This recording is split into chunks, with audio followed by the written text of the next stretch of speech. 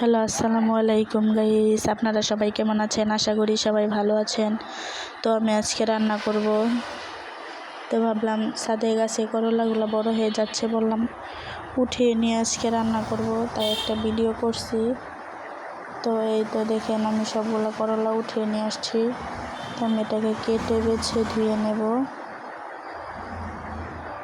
তো এই তো দেখেন করলাগুলো কত সুন্দর আমাদের গাছের।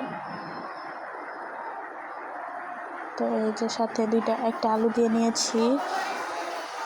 তো এখন আমি মাছগুলো আগে ভেজে নেব, কড়া করে ভেজে নেব।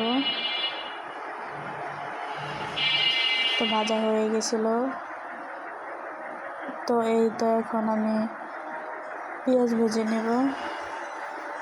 নেওয়ার পর এখন আমি এখানে আরেকটু হবে, তো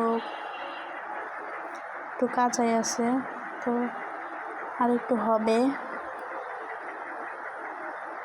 এই তো আমি রসুন বাটা দিয়ে দিয়েছি 1 চা চামচ, দিয়ে এটাকে আমি ভালো করে ভেজে নেব।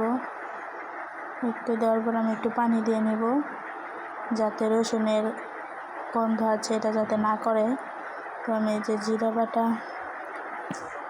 জিরা ফাঁকি, মরিচ গুঁড়া, হলুদ সব দিয়ে আমি ভালো করে একটু কষিয়ে নেব।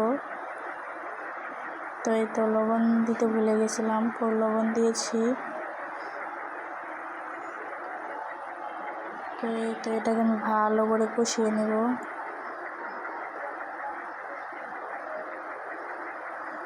তো এই তো দেখেন আমার প্রায় কষানো হয়ে গেছে।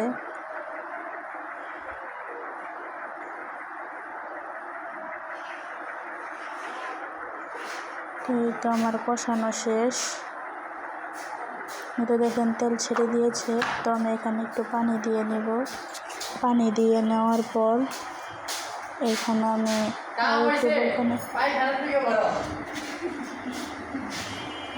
তো এই তো আমার কষানো হয়ে গেছে। তো আমি এখন সবগুলো করলা দিয়ে নিয়েছি। তো এটাকে আমি আর একটু ভালো করে কষিয়ে নেব। নেওয়ার পর এখানে আমি আরও ভালো করে কষিয়ে নেব। তো দেখেন করলার কালার আসছে কি সুন্দর।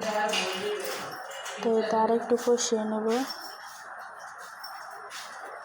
তো দেখেন কষানো প্রায় হয়ে গেছে। তো আমি এখন ঝোলের পানিটা আমি দিয়ে দিব। তো মাছ ভাজি দিয়ে দিয়েছি।